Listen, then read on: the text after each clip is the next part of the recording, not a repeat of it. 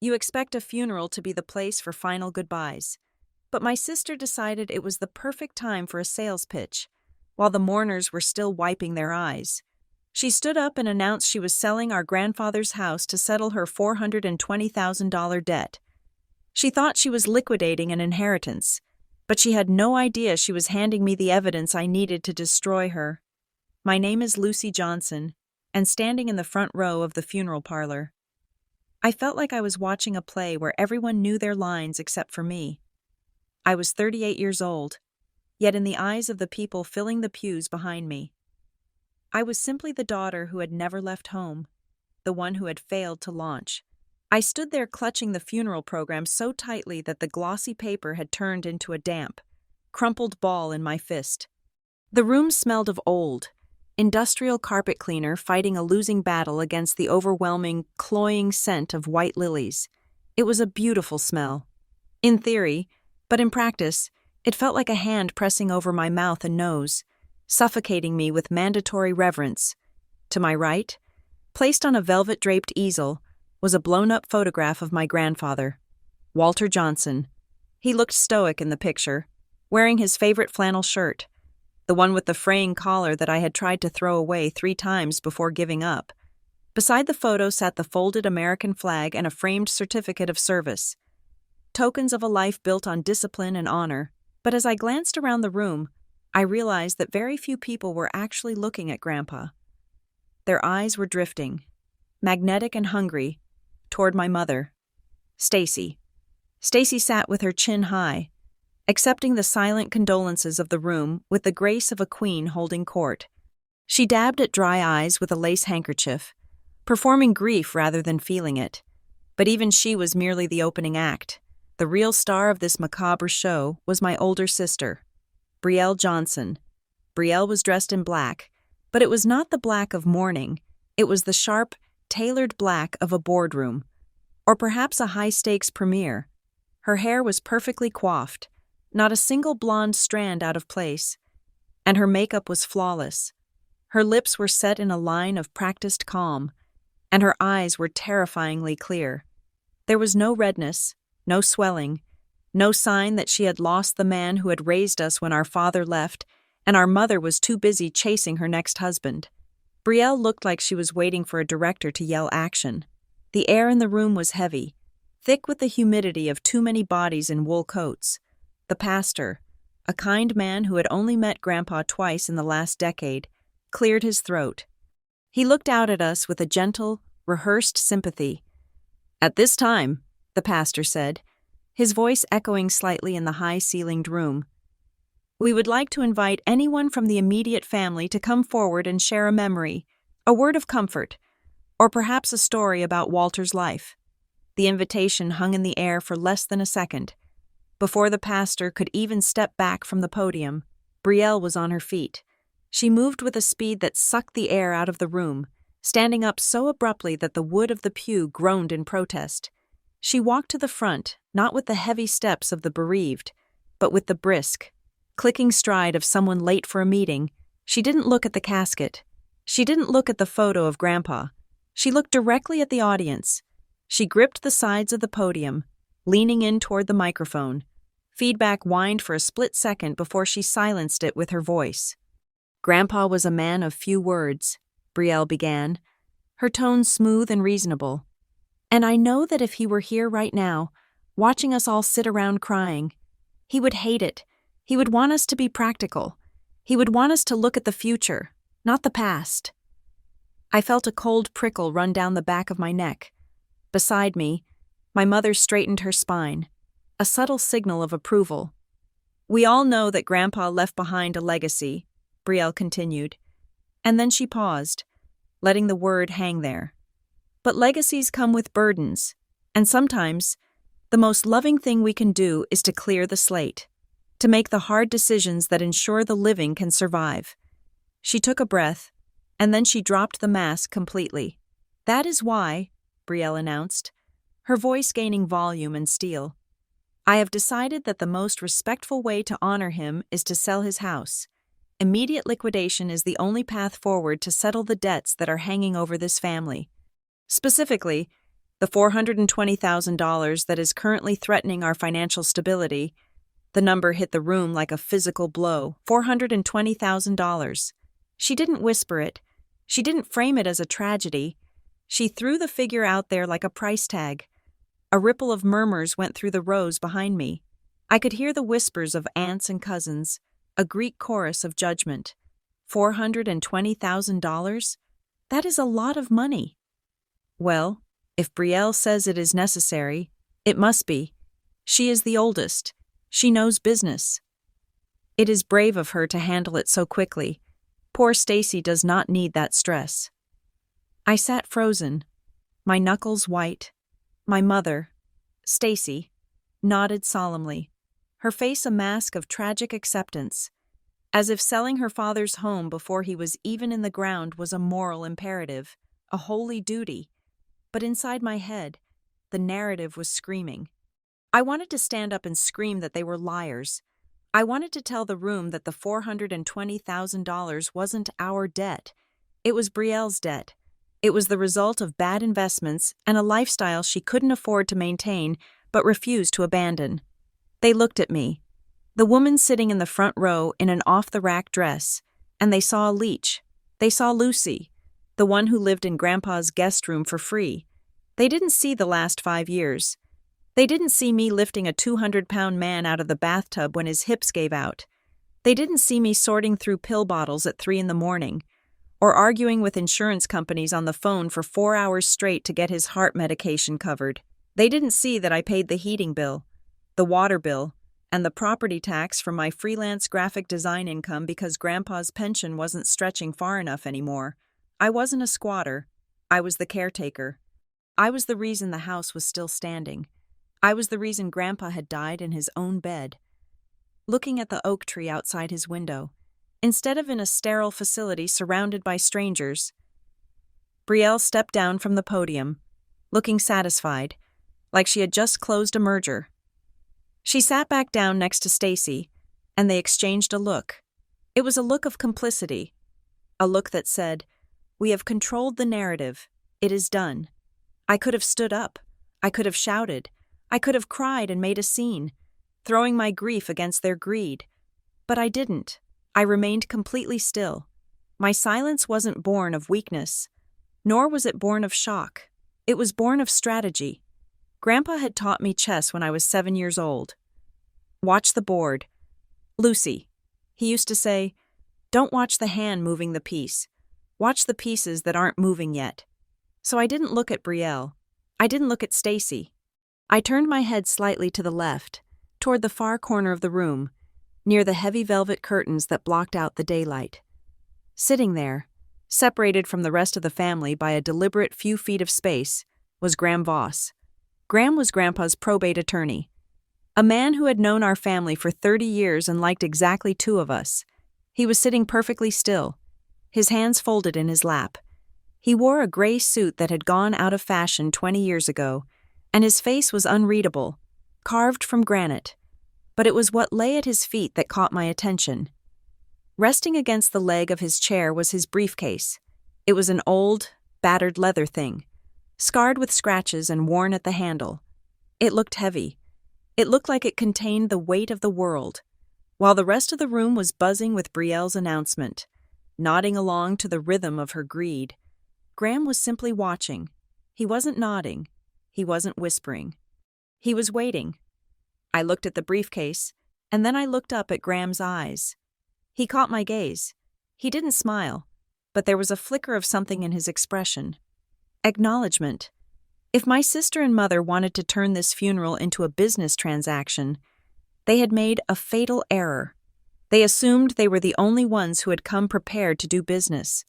They didn't realize that while they were dealing in emotional manipulation, Graham Voss was dealing in paper and looking at the heavy, bulging leather of that briefcase.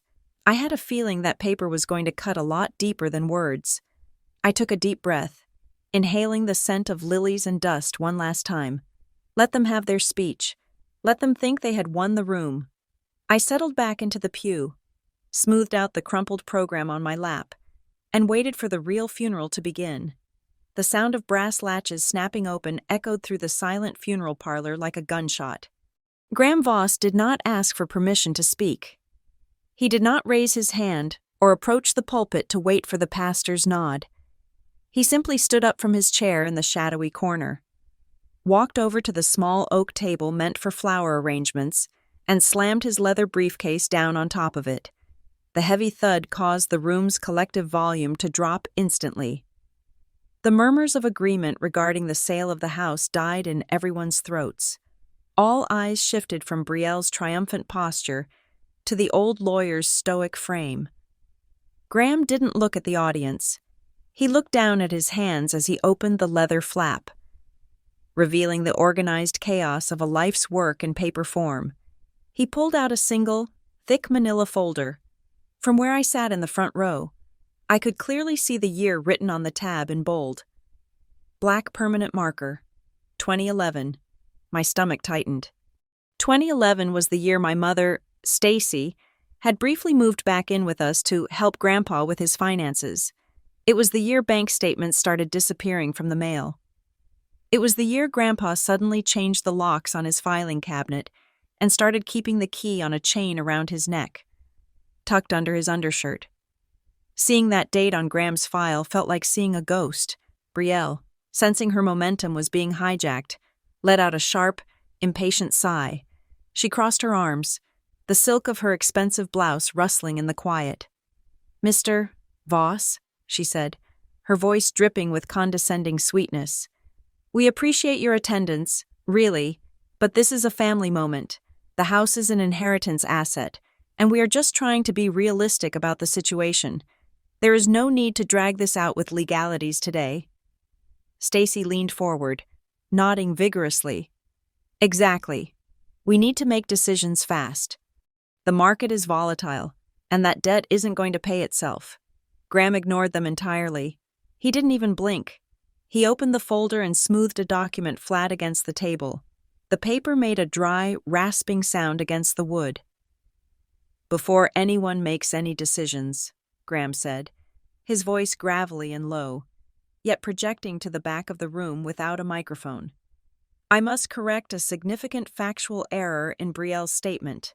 You cannot sell the house to settle a debt, not because it is sentimental, and not because it is too soon." He paused, looking over the rim of his reading glasses directly at my sister. "You cannot sell the house," he continued, "because the house is not part of Walter Johnson's estate." The silence that followed was absolute. It wasn't the polite silence of a church service. It was the confused, vacuum-sealed silence of a room where the laws of physics had just changed. Brielle blinked, her perfect mask slipping for the first time. Her brow furrowed, ruining the Botox-smooth forehead she worked so hard to maintain. "Excuse me? What do you mean? Not part of the estate? It was his house. He died. Therefore, it is the estate." "That is a common assumption," Graham said, his tone dry, bordering on bored. "However, real property only passes through probate if the deceased held the title solely in their name at the time of death. In this case, title was transferred quite some time ago."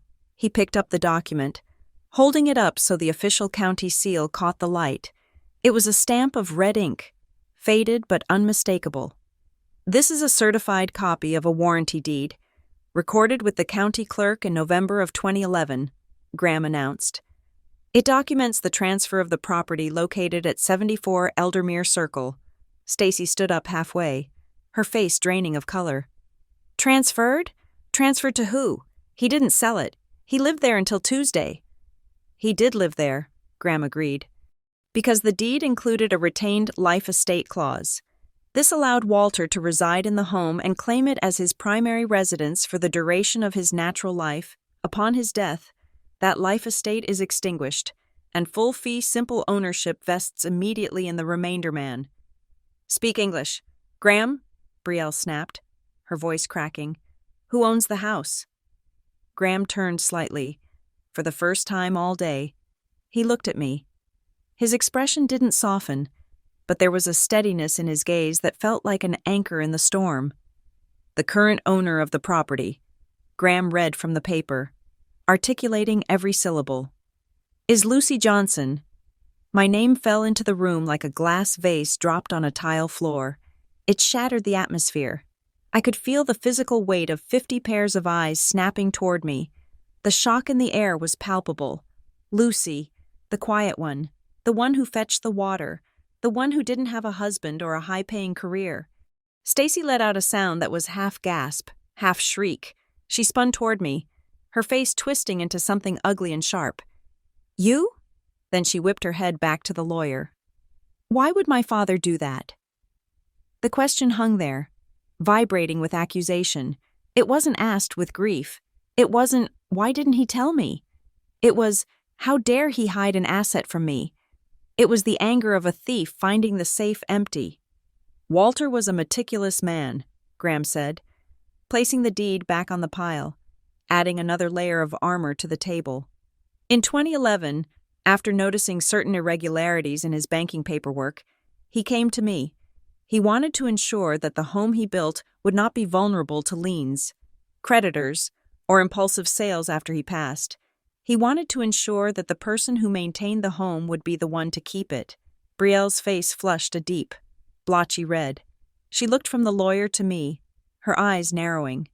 She looked like she was trying to calculate a math problem where the numbers refused to add up. This is ridiculous, Brielle stammered, her voice shaking with repressed rage. A deed from 15 years ago? Mom was his power of attorney. She handled everything. Not everything, Graham corrected, tapping the folder with his index finger. Walter revoked that power of attorney in December of 2011. We filed the revocation privately to avoid family conflict. He knew exactly what he was doing. He planned this. Every tax payment, every insurance premium Lucy paid over the years. It was all documented as equity building. The room was so quiet, I could hear the hum of the ventilation system. The relatives who had been nodding along with Brielle moments ago were now shifting in their seats, looking at their shoes. The narrative had flipped. I wasn't the leech anymore. I was the landlord. Graham closed the briefcase with a definitive snap. So, to be clear, the house is not in probate. It is not available for liquidation. It belongs to Lucy. And if anyone attempts to list, show, or sell this property, they will be engaging in fraud. He didn't need to shout. The word fraud lingered in the air, heavy and dangerous. Stacy sank back into the pew, looking like she had been punched in the gut. Brielle stood frozen at the front of the room, her sales pitch dead on arrival, staring at me with a hatred so pure it felt like heat radiating from a fire. I looked down at my hands. They were still shaking slightly, but not from fear. I unclenched my fist and smoothed out the funeral program on my lap. The paper was wrinkled, but the picture of Grandpa was still clear. He was smiling in the photo, and for the first time that day, I understood why. He hadn't just left me a house. He had left me a shield, and he had timed the deployment perfectly. The service ended not with a hymn, but with a murmuring, disjointed shuffle. The air in the funeral home had shifted from solemn reverence to the sharp, static charge of a brewing storm as people moved toward the exits, offering me awkward, half-hearted nods. I watched my family. Stacy did not come over to hug me. She did not weep for her father. Instead, she grabbed Brielle by the elbow, her fingers digging into the silk of my sister's sleeve with a force that looked painful. They retreated to a corner near the heavy oak entrance doors. Their heads bent together in a feverish whisper. It was a huddle, tactical and urgent. Every few seconds, Brielle would look up, her eyes scanning the room until they locked on me. It wasn't a look of sisterly concern. It was the way a thief looks at a safe that has unexpectedly jammed. She looked at me as if I were a mechanical error in her calculations, an object that needed to be forced open or discarded. I stood there, clutching the strap of my handbag, feeling the adrenaline cool into a hard, crystalline knot in my stomach. I turned to leave, but a hand clamped firmly onto my shoulder. It was Graham. He didn't look like a lawyer who had just dropped a bombshell. He looked like a general preparing for the next assault. He steered me away from the flow of mourners, guiding me toward a quiet alcove near the coat check. "Lucy, listen to me," Graham said, his voice dropping to a low, urgent rumble. "There is something else. I didn't want to bring it up during the service, but you need to know the full extent of the situation." "What is it?" I asked, my voice sounding steadier than I felt. "Is there something wrong with the deed?" "The deed is ironclad," Graham assured me. "But the intent of your family is aggressive. My office received an inquiry early this morning. It came from a local real estate broker, a man named Tyler Grant." I frowned. "Why would a broker call you?" "He didn't call me. He sent a preliminary title query to the county clerk, which triggered an alert on my system because I have the property flagged," Graham explained. "But that is not the worrying part. My paralegal called his office to ask why they were running checks on a property that wasn't on the market. The broker let something slip." Graham paused, checking over his shoulder to ensure Stacy and Brielle were still occupied in their war council. "The broker received a text request to list the property at 7 a.m. this morning," Graham said. Attached to the request was a note. It said, "Quick sale needed. Owner difficult to cooperate." The words hit me like a splash of ice water. Owner difficult to cooperate. They hadn't just decided to sell the house during the eulogy. They had been planning it before they even put on their mourning clothes. And the phrase difficult to cooperate chilled me to the bone. It meant they acknowledged I was in the way, and they had already framed me as the obstacle to be removed. They weren't waiting for the legal process. They were trying to bypass it entirely, likely hoping to present a sale as a fait accompli before I could figure out I owned the roof over my head. My phone buzzed in my hand, then again, then a third time, a rapid-fire assault. I looked down at the screen. "Brielle, stop making a scene. You are embarrassing yourself. We need to liquidate. Don't be selfish for once in your life. Sell it. Stacy, get in the car. We are going to the house to talk. We need to settle this like adults. Don't make us look bad in front of the guests." "Brielle, I know you think you won something, but you can't afford that place. You are ruining everything. Sign it over." I stared at the messages. "Don't be selfish." The irony was so thick I could taste it. I had spent 5 years changing diapers for a man they visited twice a year. I had spent my 30s sleeping on a twin mattress in a guest room, so I could be close enough to hear him if he coughed in the night. And now, I was the selfish one because I wouldn't let them liquidate his legacy to pay for Brielle's mistakes. I didn't reply. I didn't type out a furious defense. Instead, I pressed the side buttons on my phone. Click, screenshot, click, screenshot, click, screenshot. I opened my photo gallery, selected the images, and moved them into a new folder. My fingers hovered over the keyboard for a moment before I typed the name of the folder. Evidence. It felt like locking a door. I wasn't just a sister or a daughter anymore. I was a witness building a case. "Graham," I said, looking up from the screen. "They are texting me. They want me to meet them at the house." Graham's face hardened. "Do not do that. Listen to me very carefully. Lucy, do not go home and sit down at the kitchen table with them. Do not let them corner you in a room without a witness. They are desperate. People with $400,000 of debt do not act rationally." He reached into his pocket and pulled out his car keys. "Go straight to the house. Lock the doors. If they come, do not let them in unless they have a warrant, which they won't. If they want to speak to you, tell them to call me. Everything from this moment forward goes through paperwork. No more family chats." I nodded, the reality of his words settling in. "Okay, I'm going." "And Lucy," Graham added, his eyes serious behind his wire-rimmed glasses. "Check the locks. If they have been planning this since this morning, they might have done more than just send texts." I walked out of the funeral home into the gray, overcast afternoon. The wind bit at my bare legs, but I hardly felt it. I walked past Stacy's luxury SUV, where she was still gesturing wildly at Brielle. They didn't see me leave. They were too busy arguing over the spoils of a war they didn't realize they had already lost. I got into my old sedan, the one with the dent in the bumper from when I backed into the mailbox rushing Grandpa to the emergency room last winter. I turned the key, and the engine sputtered to life.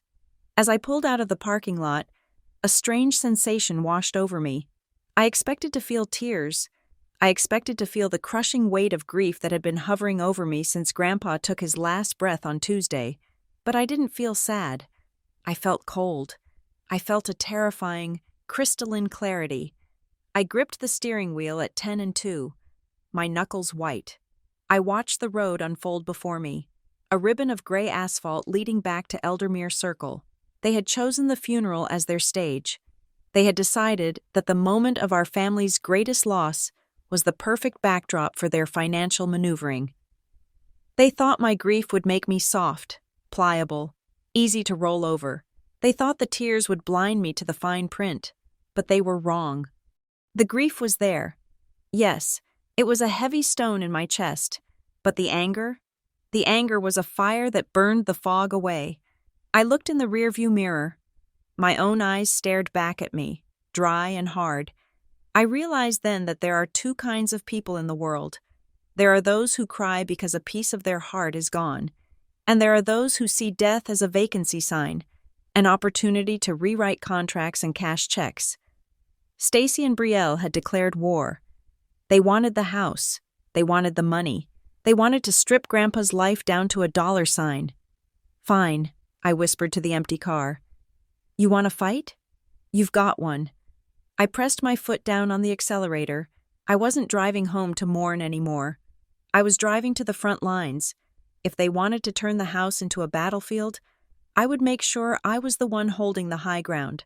The house wasn't just wood and brick. It was the only thing left of the man who had loved me. And I'd fight it in court before I let them sell it for scrap. I turned the corner onto Eldermere Circle, my tires crunching over the familiar asphalt that I had driven on every single day for the past decade. My heart was hammering a frantic rhythm against my ribs, but my hands on the wheel remained steady. I expected to see the house quiet and somber, the curtains drawn in respect for the man who had built it. I expected to see the oak tree in the front yard standing guard over a home in mourning. Instead, I saw a circus, parked right in the middle of the driveway. Blocking the path to the garage was a massive, pristine white SUV. Plastered across the side doors in aggressive gold lettering was the logo for Grant Associates Real Estate. It sat there like a conquering tank. But what made my breath hitch in my throat was the sign pounded into the soft earth of the front lawn. It was a wooden post with a hanging sign that read, "Private Showing," and attached to the post was a plastic box for brochures. I could see from the street that the box was stuffed full of glossy flyers. They hadn't just reacted to the funeral. They had printed marketing materials. They had prepared a campaign while Grandpa was taking his final breaths. I pulled my sedan up to the curb, parking haphazardly behind the SUV. I didn't bother to lock my car. I marched up the driveway, my heels clicking sharply on the concrete. The house looked the same. The peeling white paint, the slightly crooked porch railing, but it felt entirely different. It felt exposed. I reached the front door and jammed my key into the lock. It slid in halfway and then hit a wall of resistance. I frowned, shoving it harder. It wouldn't turn. I pulled it out and looked at the key, thinking for a split second that I had grabbed the wrong one, but I hadn't. I looked closely at the doorknob. The brass was shiny, unmarred by the scratches of 30 years of use. It smelled faintly of machine oil. They had changed the locks. The realization hit me with the force of a physical slap. They had locked me out of my own home. My toothbrush was in there. My clothes were in there. The half-drunk cup of tea I had left on the counter before rushing to the hospital on Tuesday was still in there. And now, I was standing on the porch like a stranger. "Excuse me," a voice chirped from behind me. I spun around. A couple in their early 30s was standing on the other end of the porch, peering into the living room window with their hands cupped around their eyes. They were holding paper coffee cups, looking relaxed and curious. They looked like nice people. They looked like the kind of people who wanted a starter home with good bones. "Are you with the agent?" the woman asked, smiling politely. "We saw the sign, but the door is locked." I looked at them, and I felt a surge of cold fury that had nothing to do with them and everything to do with the violation they represented. I am not with the agent, I said, my voice flat and hard. I live here. The woman's smile vanished instantly. The man took a half step back. Lowering his coffee cup, the air between us curdled. I wasn't the welcoming neighbor. I was the complication. I was the ghost haunting the potential listing. Before they could say another word, the front door clicked. It swung open from the inside. Brielle stood in the doorway. She had shed her funeral black. She was now wearing a bright, cream-colored trench coat that looked expensive and cheerful, the kind of coat you wear to a brunch, not a burial. She held her phone in one hand and a set of unfamiliar keys in the other. She stood there with the casual confidence of someone who held the deed, the title, and the moral high ground. "There you are," Brielle said, her tone breezy, as if I were the one who was late for a dinner reservation. "I was wondering when you would show up to collect your boxes." She didn't block the door. But she didn't step aside either. She occupied the space, behind her, inside the foyer. I saw movement. A man in a sharp blue suit stepped into view. He had the polished, eager look of a salesman who smelled a commission. This had to be Tyler Grant. Tyler stepped onto the porch, flashing a smile that was all teeth and practiced charm. He held a clipboard against his chest like a shield. "Good afternoon," he beamed, looking between me and the couple on the porch, clearly trying to figure out the dynamic. "I am Tyler Grant. Are we all here for the showing?" "No," I said, stepping past Brielle and into the foyer, forcing her to shuffle backward. "Get out of my house." Tyler's smile faltered, but he recovered quickly. He followed me inside, his demeanor shifting to professional condescension. "Ma'am, I understand emotions are high." Brielle explained the situation to me. "Losing a grandfather is hard, but we have a schedule to keep, and we have a signed agreement." "You have nothing," I snapped, turning to face him. The hallway smelled of Brielle's perfume, masking the scent of Grandpa's old tobacco pipe. It made me sick. "You are trespassing," Tyler sighed. The sound of a patient adult dealing with a tantruming child.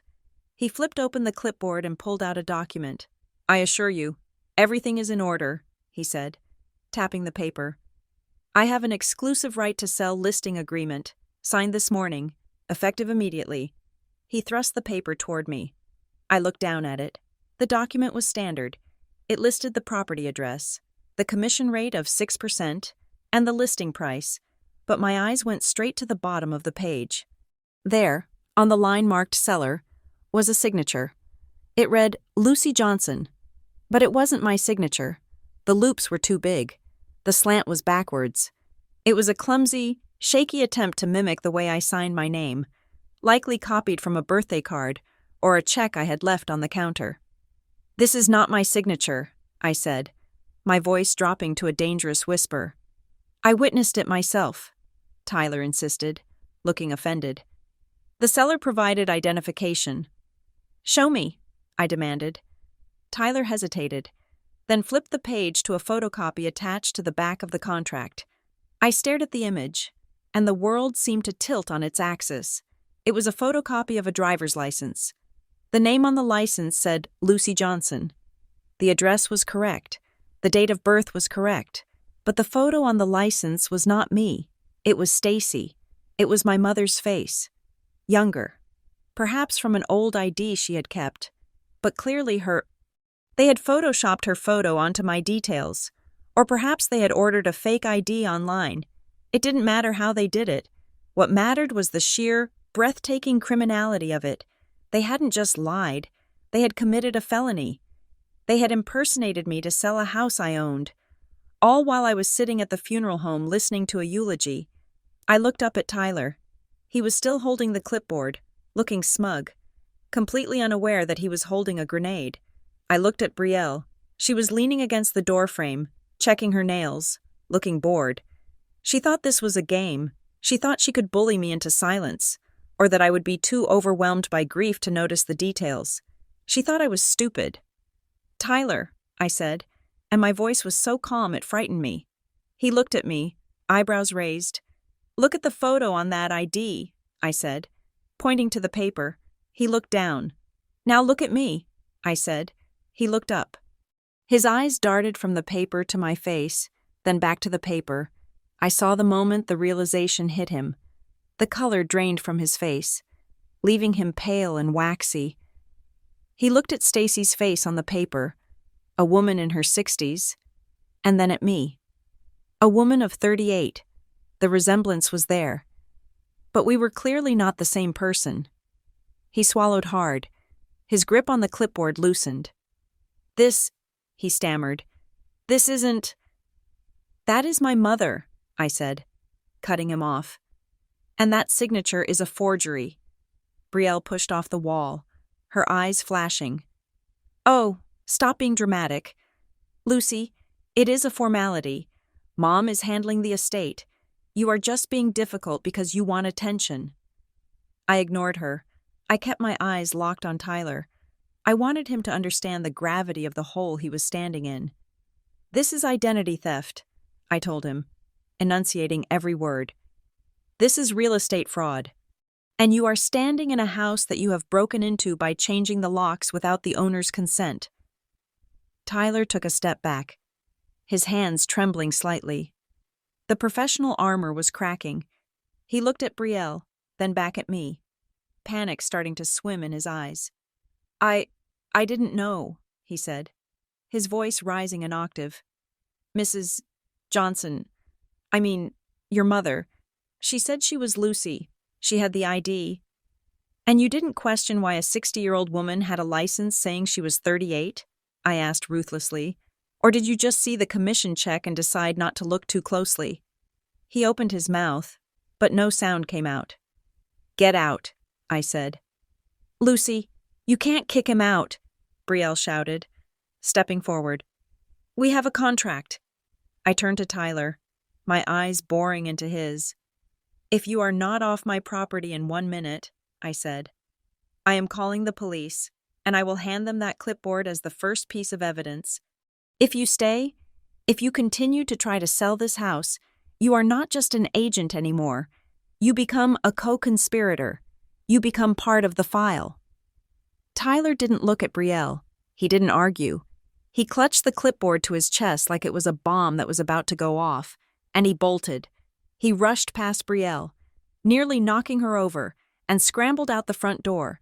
I heard his footsteps pounding down the porch stairs, followed by the sound of the couple outside hurriedly retreating to their car. I stood alone in the hallway with my sister. The front door was still open, letting in the gray light of the afternoon. Brielle stared at me, her mouth agape, her authority stripped away. She looked small, but I wasn't done. The broker was gone, but the real intruder was still standing in my foyer. Tyler did not run far. He had retreated only as far as the hood of his massive white SUV, where realization had apparently hit him harder than the autumn wind. I watched through the open front door as he frantically slapped the clipboard onto the hood of his car and pulled out his smartphone. He wasn't calling his office. He was photographing the documents. Click, flip, click, flip. He was building his own defense, capturing the evidence that he had been duped before anyone could shred it. He was a rat who had realized the ship was sinking, and he was making sure he had a documented life raft. Inside the hallway, Brielle saw that her initial authority had evaporated, so she decided to replace it with volume. She stepped out onto the porch, raising her voice to a theatrical pitch intended not for me, but for the neighbors who were beginning to peek out from behind their curtains across the street.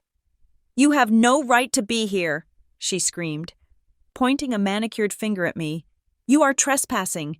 This house is part of the estate, and you are trying to occupy it illegally. She is squatting. She is trying to steal the house." Her accusation bounced off me. I didn't engage.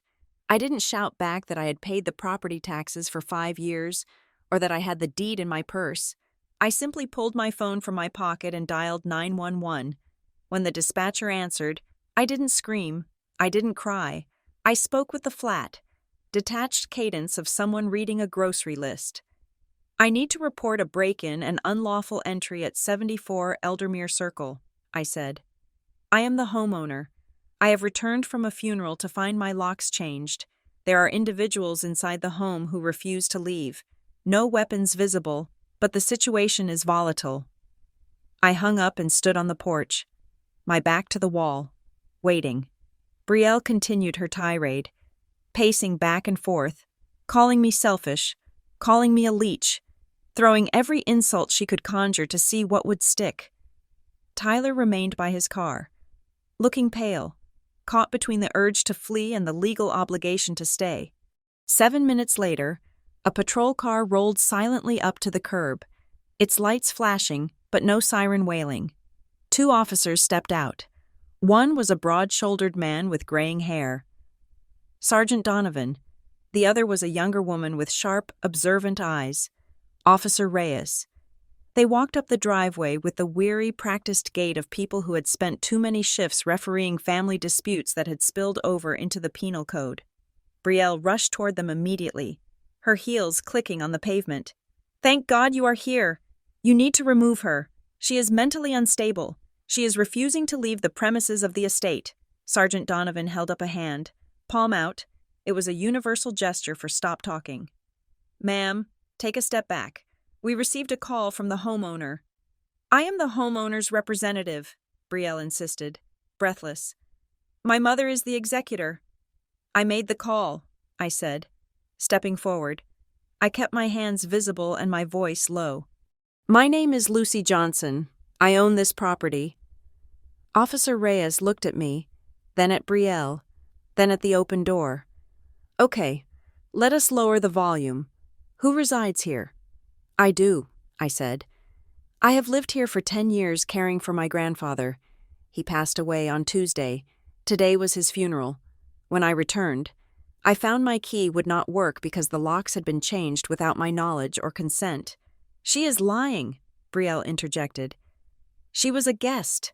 She was a caregiver, nothing more." Officer Reyes ignored her and turned to me. "Do you have identification?" "Yes," I said. I handed her my driver's license. Then, I opened the file on my phone that Graham had texted me just 20 minutes ago. "And this is a digital certified copy of the warranty deed recording the transfer of title to my name in 2011. Reyes took the phone, zooming in on the county seal. She looked at the date, then at the name, then back at my ID. She nodded once, a micro-movement of professional acknowledgement. "Sergeant," Reyes said, showing the screen to her partner. "Deed looks legitimate. Recorded over a decade ago." Donovan turned his attention to the house. "Who changed the locks?" Before Brielle could answer, a silver sedan pulled up aggressively behind the police cruiser. The door flew open, and Stacy emerged. She didn't look like the imperious woman who had commanded the funeral home an hour ago. She had hunched her shoulders, pulling her cardigan tight around herself, transforming instantly into a frail, grieving widow. "Officers!" she cried out, her voice trembling with a vibrato that would have won an award on daytime television. "Please, you must help us. My daughter, poor Lucy. She is having a breakdown. She is so grief-stricken she is delusional. We just wanted to secure the property to protect the estate's assets." It was a brilliant performance. She was painting a picture of a benevolent mother managing a hysterical child.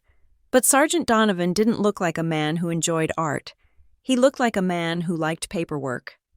"Ma'am," Donovan said, cutting through her sob story, "are you the one who ordered the locks changed?" Well, as the closest living relative," Stacy stammered, dabbing at dry eyes. "I have a duty to secure my father's house. Do you have documentation proving you have legal authority over this property?" Donovan asked. The question was a scalpel, slicing through the emotional fog Stacy was trying to create. "I am his daughter," Stacy exclaimed, as if biology superseded the law. "He just died. We haven't had time to file the papers yet." "So you have no court order? No letters testamentary? No deed in your name?" Donovan pressed, his voice devoid of sympathy. We are in the process." Stacy deflected. "And you?" Officer Reyes turned to Tyler, who was trying to make himself invisible by the SUV. "Who are you?" Tyler jumped. He walked forward, holding his clipboard out like an offering of peace. "Tyler Grant, real estate broker, I was hired to list the home. I have a signed listing agreement. He handed the clipboard to Reyes. She looked at the contract, then flipped to the back page where the photocopy of the ID was stapled. She stared at it for a long moment. Then she looked at Stacy. Then she looked at me. "Mr. Grant?" Reyes said, her voice taking on a sharper edge. "You witnessed this signature?" The seller provided the ID," Tyler stammered, sweat beading on his forehead despite the chill. "I assumed everything was correct." Reyes turned the clipboard around so Donovan could see. She pointed to the photocopy. "Sarge, look at the ID photo, and look at the name." Donovan leaned in. He looked at the photocopy, which clearly showed Stacy's face but listed my name and birth date. It was a crude forgery, likely done by scanning Stacy's license and photoshopping the text fields. Or perhaps Stacy had simply presented herself as Lucy and hoped Tyler wouldn't look too closely at the birth year. "Ma'am," Donovan said, turning to turn his full attention to Stacy. "This ID copy attached to the contract, that is your photo, but it says Lucy Johnson." Stacy froze. The frail widow act evaporated, replaced by the deer-in-headlights look of someone who had been caught not just in a lie, but in a crime. There must be a mistake," Stacy whispered. "I gave him my ID. He must have mixed up the papers." "I didn't mix up anything," Tyler blurted out, panic overriding his professional decorum. "She told me she was Lucy Johnson. She signed the contract as Lucy Johnson. I have the emails from her account." The air on the porch grew heavy and silent. The neighbors were watching openly now. Brielle had stopped screaming. She was staring at her mother with a look of dawning horror, realizing that the technicality of selling the house was actually a felony.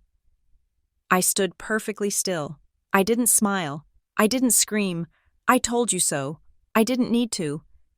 In situations like this, the person who screams is the person who is losing. The person who wins is the one who keeps their mouth shut and lets the other side talk themselves into handcuffs. "Okay," Sergeant Donovan said, his hand resting casually near his belt. "Here is how this is going to work. We have a dispute over ownership, but we also have credible evidence of an unlawful lockout and potential identity fraud. Ms. Lucy Johnson has provided a deed proving ownership. You," he pointed to Stacy, "have provided nothing but a story." He turned to me. "Ms. Johnson, do you want these individuals removed from your property?" "Yes," I said clearly. "I want them removed.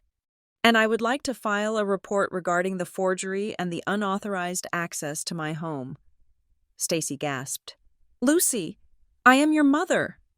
"You are trespassing," I corrected her. I watched as the balance of power shifted entirely.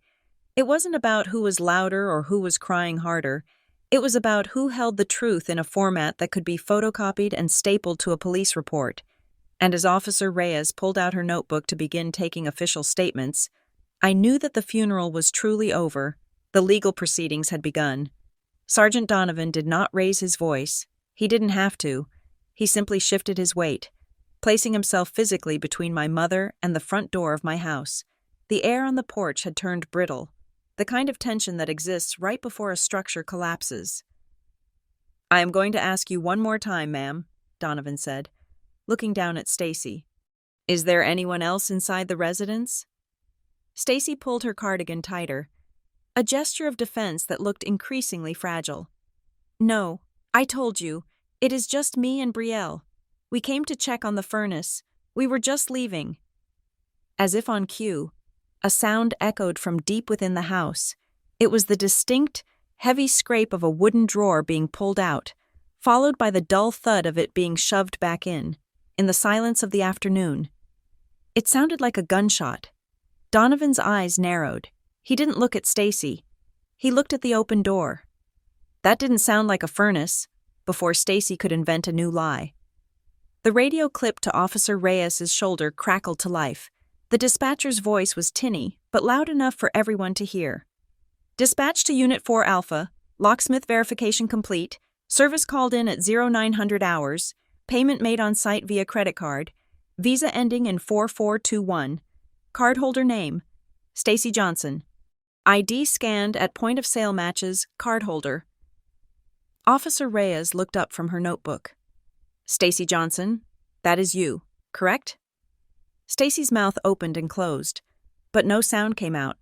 The good intentions defense was dissolving in real time. She hadn't just stumbled upon an open house. She had paid a professional to break into it. That establishes the unlawful entry, Reyes said, making a note. She then turned her attention back to the clipboard she had confiscated from Tyler. She had been studying the listing agreement with the intensity of a forensic accountant. She tapped the bottom of the page with her pen. Sarge, Reyes said, look at the notary stamp on this power of attorney document attached to the listing. Donovan leaned in. The commission expiration date, Reyes pointed out. It says May 2024. That is nearly 2 years ago. And look at the state seal, Nevada. This claims to be a remote online notarization, but there is no digital certificate trail, just a rubber stamp. Donovan straightened up, his face hard. He looked at Tyler. You accepted a document with an expired out-of-state notary stamp? I didn't notice the date, Tyler stammered, his hands shaking as he held his phone.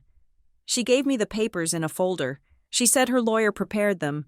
An expired commission is not a clerical error, Donovan said, his voice dropping to a temperature that froze the blood. That is a fabrication. That stamp was likely bought online or made in a print shop. This isn't just a bad contract, son. This is uttering a forged instrument. The legal terminology hung in the air, heavy and terrifying. Brielle, who had been pacing anxiously near the railing, suddenly stopped. The pressure of the debt, the funeral, and now the looming threat of handcuffs seemed to snap something inside her. I need the money, Brielle screamed. The sound tore through the neighborhood quiet, raw and desperate. Everyone froze. Brielle was trembling, her face flushed with a mixture of rage and panic. She pointed a shaking finger at me. She is sitting on a gold mine, Brielle yelled, her voice cracking. She lives here for free while I'm drowning. Do you know what they are going to do to me? I have $420,000 in leverage calls due by Friday. She doesn't need this house. She is just being spiteful because Grandpa liked her better. Officer Reyes didn't blink.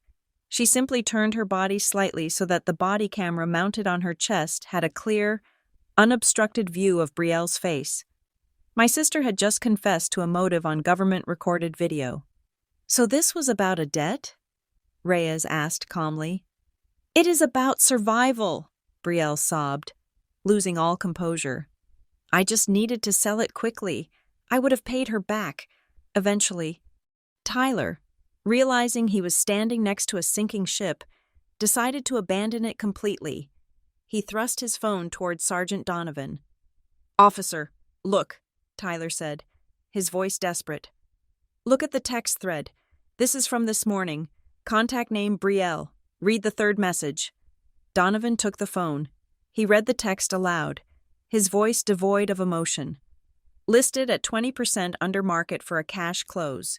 Don't worry about the occupant. Owner is difficult to cooperate. We will handle her. Owner is difficult, Donovan repeated, handing the phone back to Tyler. That implies premeditation to bypass the owner's consent. Stacy reached out, grabbing Brielle's arm to silence her. But it was too late. The avalanche had already started. And then, the final stone fell. The front door, which had been standing ajar, swung fully open. A man stepped out onto the porch, struggling with the weight of a heavy cardboard box. It was my Uncle Vince, Stacy's younger brother. A man who hadn't visited Grandpa in 6 years because he was too busy with his struggling car dealership. He blinked in the sudden light, surprised to see the audience of police officers. In his hands, he held a box overflowing with items. I saw the folded triangle of the American flag that had been on the coffin just hours ago. I saw Grandpa's collection of vintage watches. And tucked into the corner of the box was a small, polished, wooden chest, the one Grandpa kept his personal savings bonds in. Vince froze. He looked at Stacy, then at the police, then at the box in his hands. I was just moving some things for safekeeping. Vince mumbled, his face turning a shade of gray that matched the siding of the house. "Put it back," Stacy hissed. It was a reflex, a command given in a whisper. But in the silence, it sounded like a shout. "No," Donovan barked. "Do not move. Sir, place the box on the ground. Slowly." Vince set the box down on the porch floor. The contents rattled. I looked at the box. They hadn't just come to sell the house. They had come to strip it. While Stacy distracted me and Brielle handled the agent, Vince had been inside, looting the valuables before the estate could even be inventoried. "That is theft," I said. My voice was quiet, but it felt like the only solid thing in the world. "Those items belong to the estate, and since the contents of the house passed to me as the owner of the property under the deed's personal property clause, that is theft from me." Stacy turned to me, her eyes wide and wet with fake tears. "Lucy, please, he is your uncle. We are family. We can settle this. Don't let them take Vince. Don't let them take me. We just wanted to help." "Help?" I asked. I pointed to the fake ID on the clipboard. I pointed to the text messages on Tyler's phone. I pointed to the box of stolen memories at Vince's feet. "You faked my identity. You broke into my home.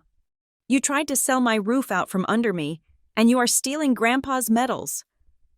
Officer Reyes stepped forward, closing her notebook with a snap. She looked at me, her expression serious. "Ms.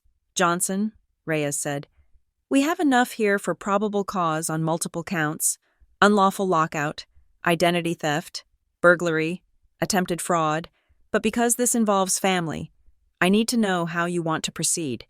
Some people prefer to handle this civilly." She paused, looking at Stacy, who was now weeping openly, clutching her pearl necklace. "Do you want us to issue a warning and write a report for civil court?" Reyes asked. "Or do you want to press charges?"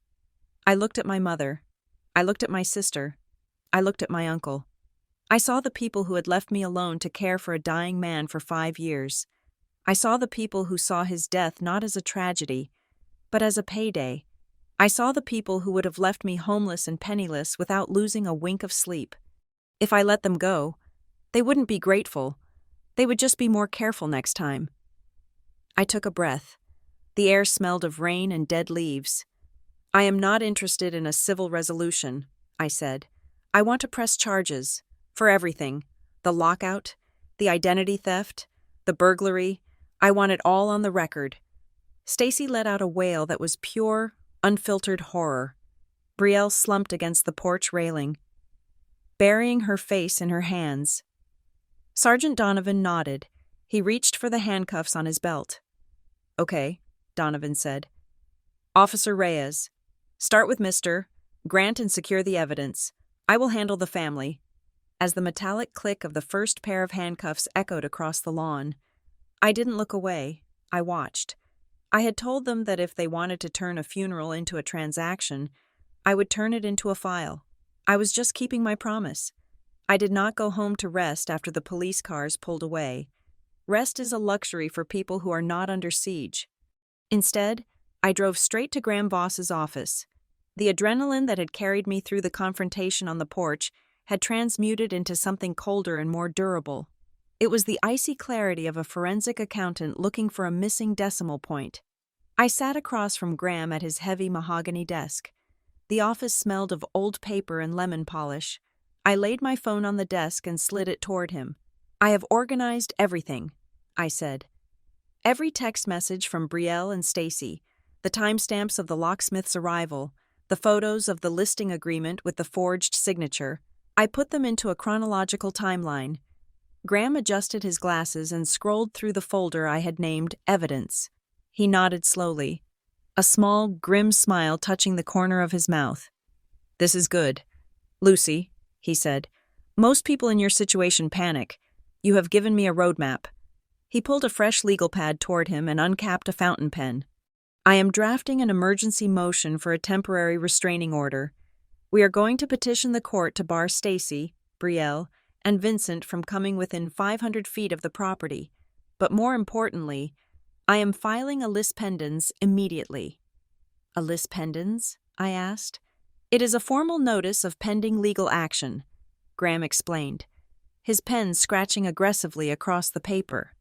It attaches to the title of the property in the public record, even if they manage to find another crooked agent or try to forge another deed.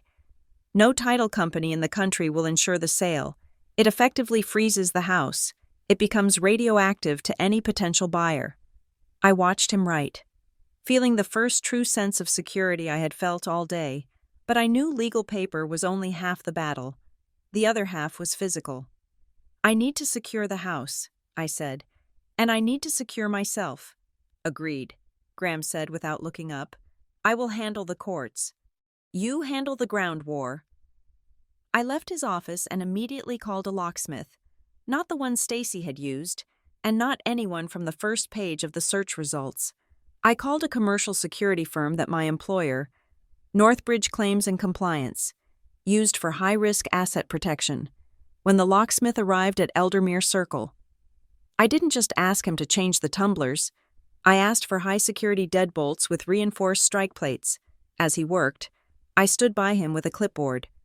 I need the invoice to include the specific brand, model, and serial numbers of the new keys.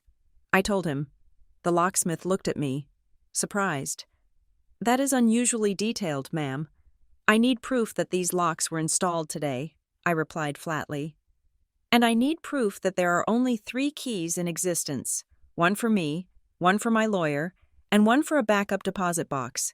If anyone else claims they have a key, I want to be able to prove it is a counterfeit. He nodded, sensing the gravity of the situation, and wrote down every detail. I paid with my personal credit card and scanned the receipt immediately, uploading it to the cloud. Once the house was secured, I began the inventory. This was the hardest part. I walked through the rooms where I had spent my childhood, where I had nursed my grandfather, and I forced myself to stop seeing memories.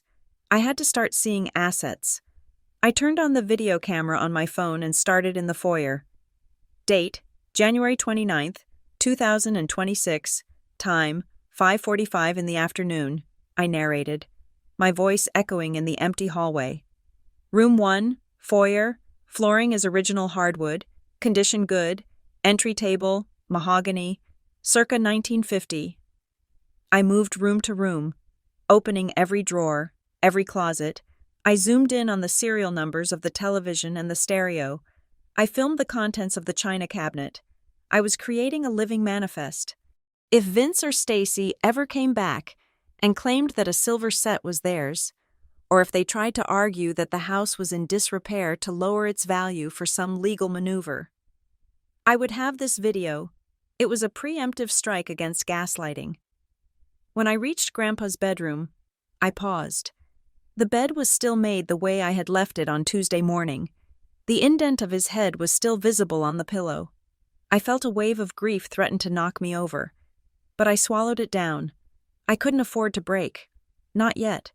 I filmed the room, documenting the medical equipment, the books on the nightstand, and the empty space where the lockbox Vince had tried to steal used to sit.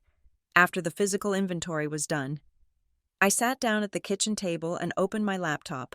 It was time to go to work. I logged into the portal for the National Association of Realtors. I found the complaint section. I didn't write an emotional rant.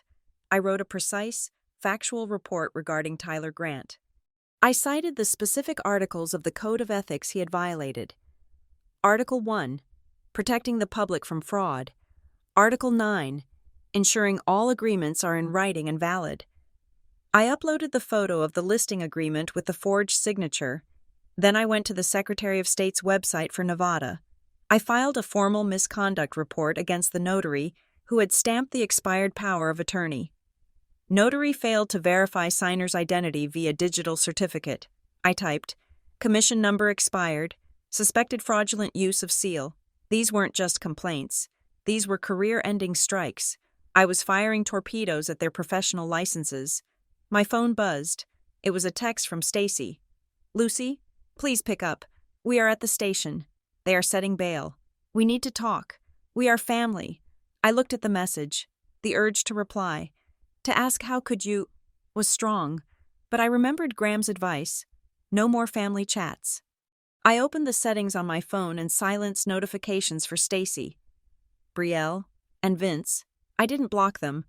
I needed to receive their messages for evidence. But I stopped the phone from alerting me.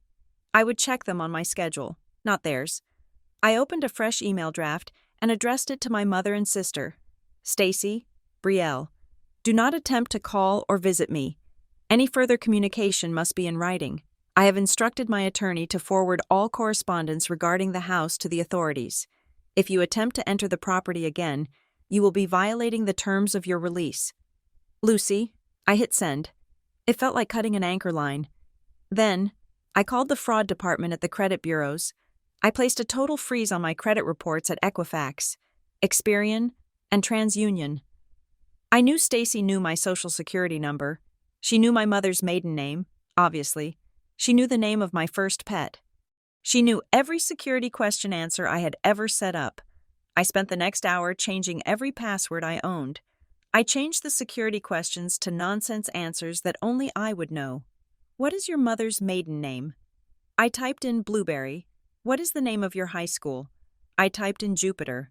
I logged into my employee portal for Northbridge Claims and Compliance. I wasn't an agent, but I worked in data processing. I knew the protocols for identity theft victims. I downloaded the checklists and started ticking off boxes.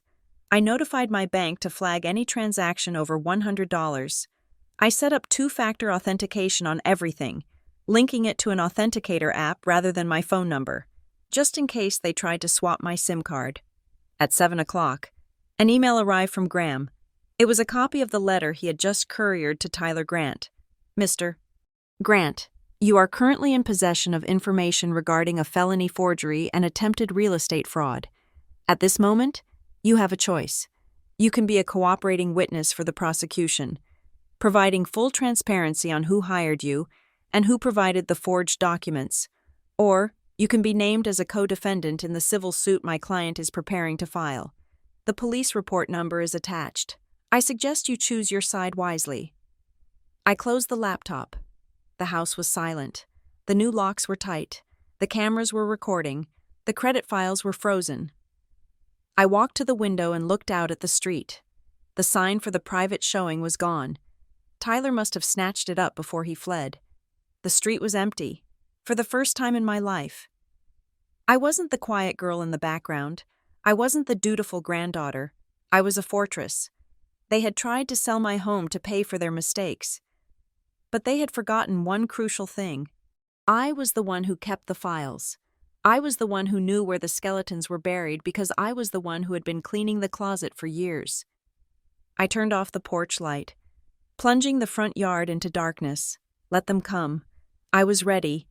The morning after the arrests, Graham summoned me to his office. He didn't look like a man who had won a victory. He looked like a man who had just discovered a bomb under the floorboards. He had the box, the wooden chest Vince had tried to steal, sitting on his desk, still dusted for fingerprints by the police, but released back to me as the rightful owner. "Lucy, sit down," Graham said, skipping the pleasantries. "We have been looking at the debt, the $420,000 that Brielle claimed was crushing her." I sat on the edge of the leather chair. "Is it gambling? Stocks?" "It is a business loan," Graham corrected. "A high-interest private loan taken out against a shell company called BJ Consulting. But here's the thing. I pulled the incorporation papers this morning. Brielle is listed as the president, yes, but the guarantor? The person who put up the collateral and controls the bank account?" He turned the laptop screen toward me. "It is Stacy." I stared at the screen. The name Stacy Johnson was listed as the managing member. "Brielle isn't the one in debt," Graham said, his voice hard. "Stacy is... Your mother used your sister's credit and name to take out a massive loan, likely for one of her failed investment schemes. And now that the note is due, she is using Brielle as the face of the panic. She sent Brielle to the funeral to beg because she knew you might say no to her, but you might hesitate to say no to a drowning sister." A cold chill went through me. It wasn't just greed. It was predation. My mother was eating her own young. "There is more," Graham said, gesturing to the wooden box. We opened it to inventory the contents for the estate. You need to see this. He handed me a thick cream-colored envelope. The seal was broken. On the front, in Grandpa's shaky but distinct handwriting, were the words, "To be opened only if Stacy tries to sell the house." My hands trembled as I pulled out the letter. It was dated November 14th, 2011, the same week he transferred the deed to me. I read the words, and I could hear his voice in my head, raspy and tired. "My dear Lucy, if you are reading this, I am gone, and your mother has done exactly what I feared she would do. She thinks I am senile. She thinks I don't notice when she slips blank pages into the stack of insurance forms she wants me to sign. Last week, she told me that the government would take the house if I didn't sign it over to her for safekeeping. I refused, but I know she won't stop. She looks at this house and sees a check. I am transferring it to you today. Not just because you care for me, but because you are the only one who sees it as a home. I am scared. Lucy, I am scared that when I die, she will bully you. Do not let her. Keep this paper. It is my testimony." Tears pricked my eyes, but I blinked them away. Grandpa had been fighting a war in silence for 15 years, protecting me from a future he wouldn't be there to see. "He knew," I whispered. "He knew the whole time." "He did more than just write a letter," Graham said. He pulled out a copy of the last will and testament. He added a specific clause in the final codicil, a no-contest clause. He pointed to a paragraph in dense legalese. "In plain English," Graham explained, "this says that if any beneficiary challenges the validity of any deed or transfer made by Walter Johnson during his lifetime, they automatically forfeit their share of the residuary estate. That means, if Stacy or Brielle sues to overturn your ownership of the house, they lose their right to the cash, the stocks, and the insurance money. They get zero." "Do they know that?" I asked. "Not yet," Graham said with a dark satisfaction. "But they are about to find out." Graham then shuffled another stack of papers. "And we found something else at the county clerk's office. This wasn't their first attempt to steal the house." He slid a photocopy of a document across the desk. It was a quitclaim deed, dated 6 months ago. It purported to transfer the house from Walter Johnson to Stacy Johnson, but there was a big red stamp on it, "Rejected." "They tried to file this while he was in the hospital with pneumonia," Graham said. "But look at the legal description of the property. They got the lot number wrong. They wrote Lot 42 instead of Lot 24. The clerk kicked it back for correction, and they never refiled. Probably because Grandpa got better and came home. This proves premeditation. Lucy, they didn't just decide this at the funeral. They have been trying to steal the title for half a year." My phone buzzed on the desk. I glanced at it. It was an email notification from Graham's paralegal, forwarding a discovery file from Tyler Grant. "We pressured the broker," Graham said. "He gave us his email logs to avoid being charged as an accessory. Look at the sender address on the email sending him the forged documents." I looked. The email came from Lucy Johnson, official@gmail.com. "That is not my email," I said. "No," Graham agreed, "but it looks enough like yours to fool a lazy real estate agent. We traced the IP address. It resolves to a residential cable account registered to Stacy Johnson." The net was tightening. The debt, the failed deed, the fake email. It was a conspiracy. It was a sophisticated, multi-layered operation designed to strip assets from a dying man and his caregiver. I left the office and drove back to Eldermere Circle, my mind racing. I parked in the driveway and saw my neighbor across the street, Mrs. Gable, sweeping her porch. She was a woman in her 80s who missed nothing. I walked over. "Mrs. Gable?"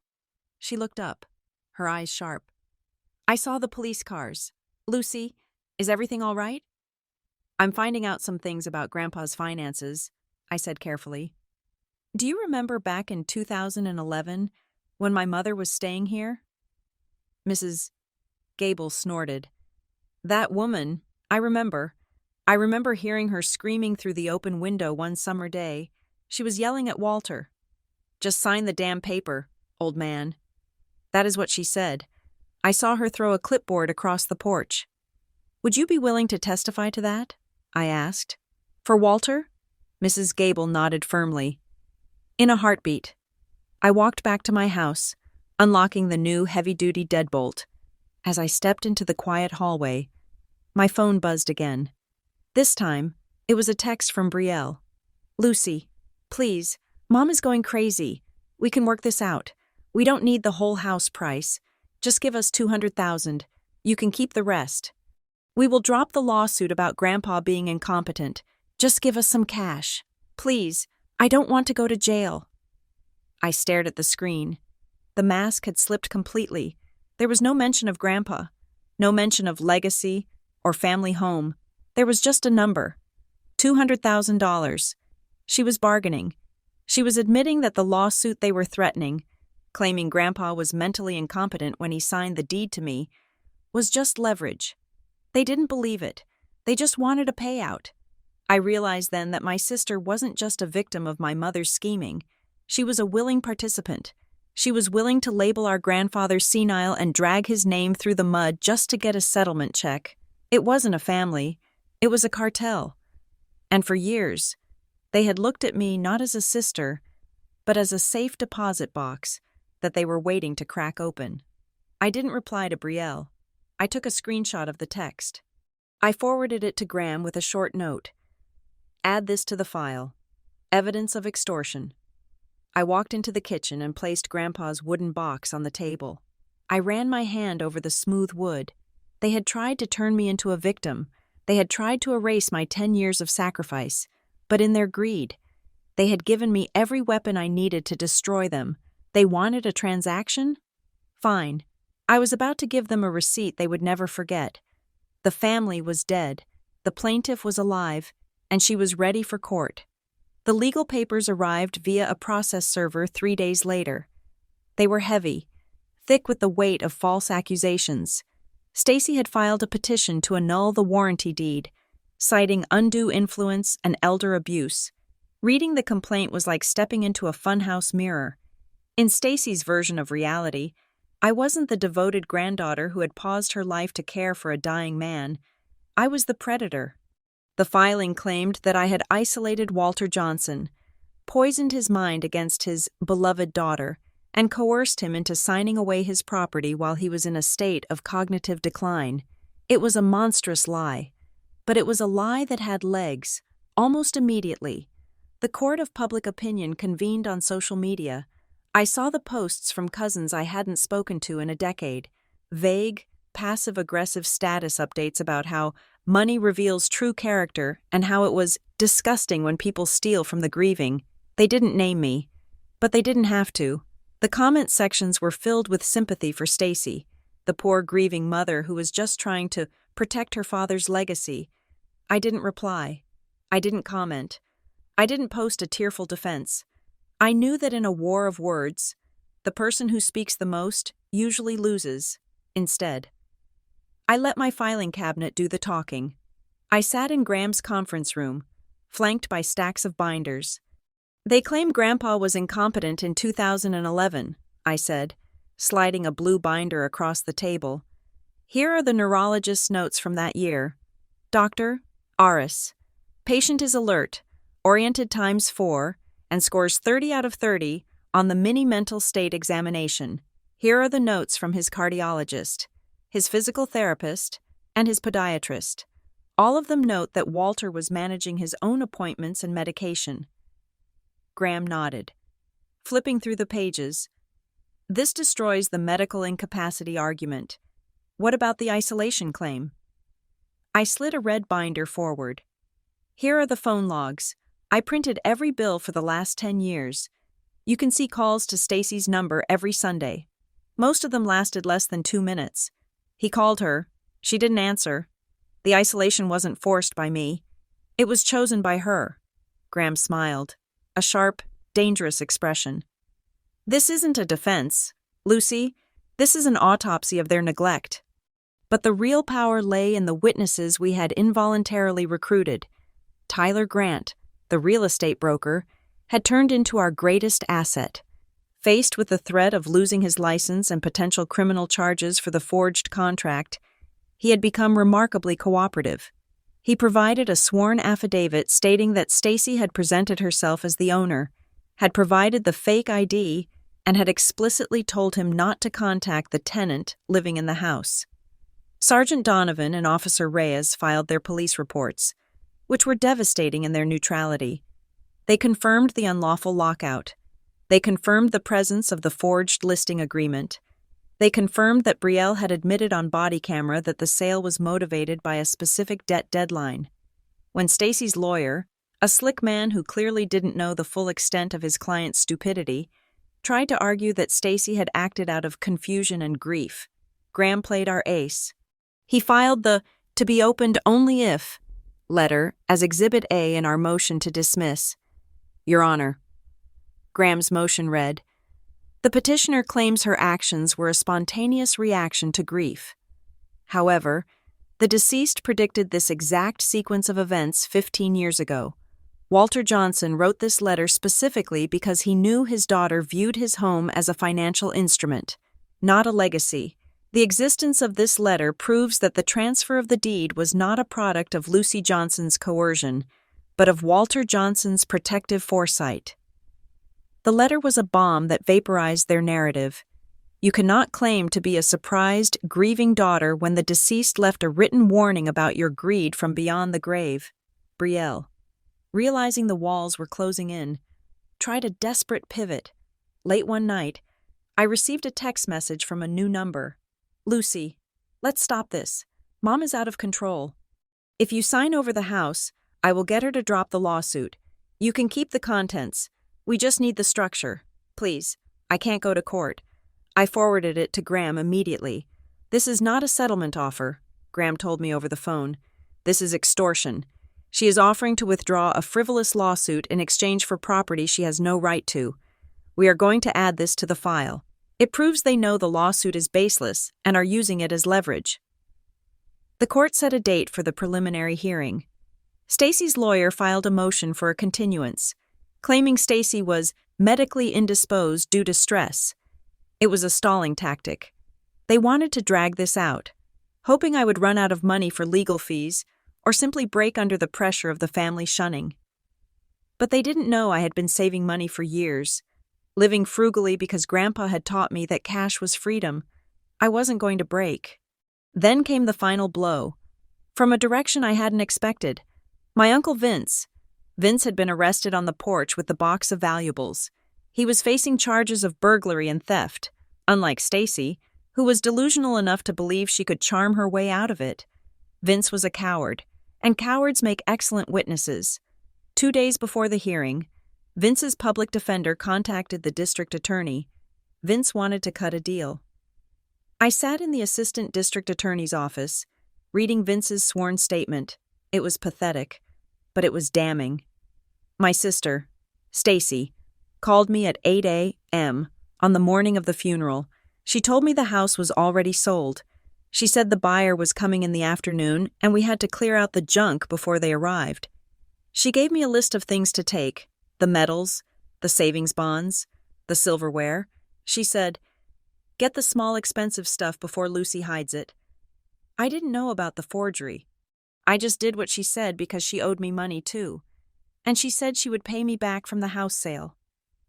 Vince had thrown Stacy under the bus to save his own skin. His confession confirmed that there was no misunderstanding. There was a conspiracy. It proved premeditation. It proved intent to permanently deprive the estate of assets. And most importantly, it linked the theft directly to Stacy's command. Graham looked at the statement and nodded. "This changes everything. This isn't just a civil dispute over a deed anymore. This is a criminal enterprise. We are going to walk into that courtroom not just to defend your title, but to advocate for the prosecution." The day of the hearing approached. The tension was so tight, it felt like a physical weight in my chest. I walked through the house, checking the locks, checking the cameras. Every room held a memory of Grandpa. But now, those memories were overlaid with the grime of this battle. Stacy was still posting on social media, sharing quotes about ungrateful children, and forgiveness. She was playing the martyr until the bitter end. She didn't realize that we had the receipts. She didn't realize that her own brother had sold her out. She didn't realize that the quiet daughter she had ignored for decades had turned into a prosecutor. I stood in front of the mirror, smoothing down my suit. It was black, severe, and sharp. I wasn't dressing for a funeral this time. I was dressing for a verdict. I picked up my phone. There was one last message from Brielle. "You are ruining the family." I typed a reply. My fingers steady. The family was ruined the moment you looked at Grandpa's coffin and saw a piggy bank. I didn't hit send. I deleted the draft. I would save that line for the closing argument. I grabbed my briefcase, the one Graham had given me to carry the evidence folder, and walked out the door. The time for talking was over. The time for the record had begun. The courtroom air was sterile, chilled to a temperature that was meant to keep tempers low. But my mother was sweating. She sat at the plaintiff's table, dabbing her eyes with a tissue that was dry an hour ago and was still dry now. She was trying to play the part of the confused, grieving widow who just wanted to protect her father's legacy from a manipulative daughter. Beside her, Brielle sat with her arms crossed, radiating a vibration of anger so intense it felt like heat. But courtrooms are not places for feelings. They are places for timelines. Sergeant Donovan took the stand first. He didn't look at Stacy. He looked at his notes. He spoke with the rhythmic, boring cadence of a man who dealt in facts. He laid out the timeline of the funeral day like a steel track. The locksmith was called at 9 a.m. The funeral started at 11. The payment was made with Stacy's card. The text messages on Tyler's phone confirming the difficult owner were sent while Grandpa was still being eulogized. Every time Donovan spoke, Stacy's lawyer flinched. The narrative of, "We just went to check on the furnace," didn't just crumble. It evaporated. Then came Tyler Grant. He was our unwilling star witness. He didn't want to be there, but he wanted to go to prison even less. He presented the listing agreement. He presented the photocopy of the ID with Stacy's face and my name. "She told me she was Lucy Johnson," Tyler said, pointing a shaking finger at my mother. "She signed the papers. She gave me the keys." The judge, a stern woman with reading glasses perched on the end of her nose, looked over the rims at Stacy. "Ms. Johnson, did you represent yourself as the property owner to this agent?" Stacy tried to stand up, her voice wobbling. "Your Honor, I was acting as the matriarch. I knew my father wanted the house sold. I was just facilitating." "You were facilitating fraud." The judge cut her off. The ruling was swift and brutal. The judge upheld the warranty deed from 2011. She confirmed that I, Lucy Johnson, was the sole and rightful owner of the property at 74 Eldermere Circle. She granted a permanent restraining order barring Stacy, Brielle, and Vincent from coming within 500 feet of the property or contacting me, but the judge wasn't done. She looked at the forged notary stamp and the fake ID. "I am referring the evidence regarding the identity theft, the unlawful lockout, and the attempted real estate fraud to the district attorney's office for review," the judge announced. "This goes beyond a civil dispute. This is criminal conduct," Stacy gasped, clutching her chest, but the true horror was yet to come. Graham stood up. He adjusted his suit jacket and walked to the bench. "Your Honor, there is one final matter regarding the probate of Walter Johnson's remaining estate.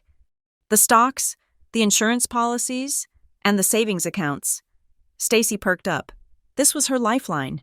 She knew she had lost the house, but she was counting on the liquid assets to pay off the $420,000 debt that was looming over her head. "The last will and testament contains a specific no-contest clause," Graham stated, his voice ringing clearly in the silent room.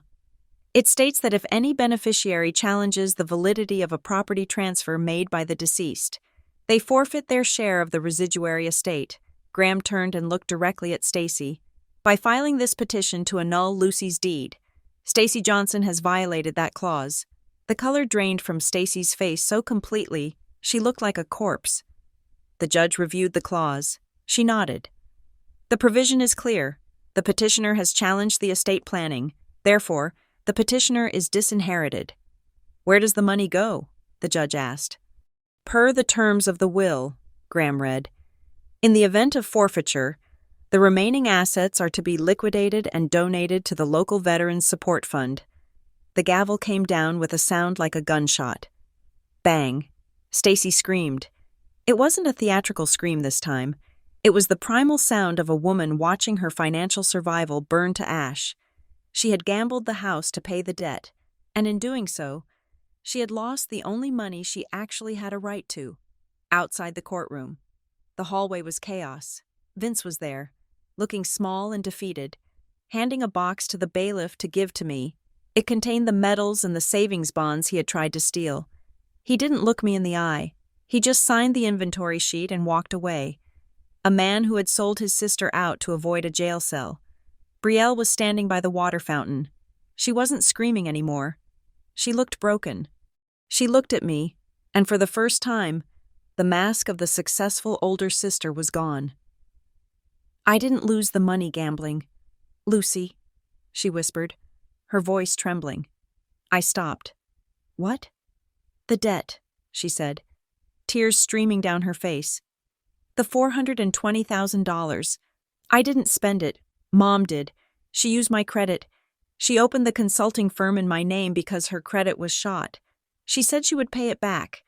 She said she just needed a bridge loan. She looked toward the courtroom doors where Stacy was still arguing with her lawyer. She used me as a shield, Brielle said. And now I am the one on the hook for the loan, and she just lost the inheritance that was supposed to cover it. I looked at my sister. I felt a pang of pity, but it was distant. Brielle had let herself be used, and when the pressure came, she had tried to crush me to save herself. You should get a lawyer, Brielle, I said softly. Not for the estate, but to sue Mom for fraud. That is the only way you are getting out of this. I turned and walked away. I walked out of the courthouse and into the bright, blinding sunlight. I drove home. When I pulled into the driveway of 74 Eldermere Circle, there was no for sale sign. There was no white SUV blocking the path. There was just the house, standing sturdy and quiet under the oak tree. I unlocked the door with my heavy, new key. I walked into the kitchen. The silence was different now. It wasn't empty. It was peaceful. I ran my hand over the Formica kitchen table, the spot where Grandpa used to sit and drink his coffee while he read the paper. I thought about the letter he had left me. I thought about the file Graham had built. Grandpa hadn't just left me a house. He knew Stacy. He knew her greed was a force of nature. So he had left me something more valuable than property. He had left me a weapon. He had given me the truth, documented and notarized, knowing that one day I would have to use it to cut the cord. I sat down. I decided right then that I wouldn't just live here. I would make this house matter. I would set up a small scholarship fund in Grandpa's name for children of veterans. I would use the house, not as an asset to be leveraged, but as a home to be kept. Stacy and Brielle would call me selfish. They would tell the rest of the family that I stole their inheritance and left them to drown in debt. They would spin stories at Thanksgiving dinners I would never be invited to again. Let them. I looked out the window at the sun setting over the neighborhood. I realized that for 38 years, I had been afraid of being called selfish. I had let them take pieces of me because I wanted to be good. But today, looking at the deed that bore my name and the silence that belonged to me, I realized something. They can call it selfish, but I call it ownership. Thank you so much for listening to my story. I would love to know where you are tuning in from. So please drop a comment below sharing your location and your thoughts on how I handled my family. Would you have called the police immediately like I did? Or would you have tried to handle it privately? If you enjoyed this story, please subscribe to the Morgan Revenge Stories channel, like this video, and smash that hype button so this story can reach even more people.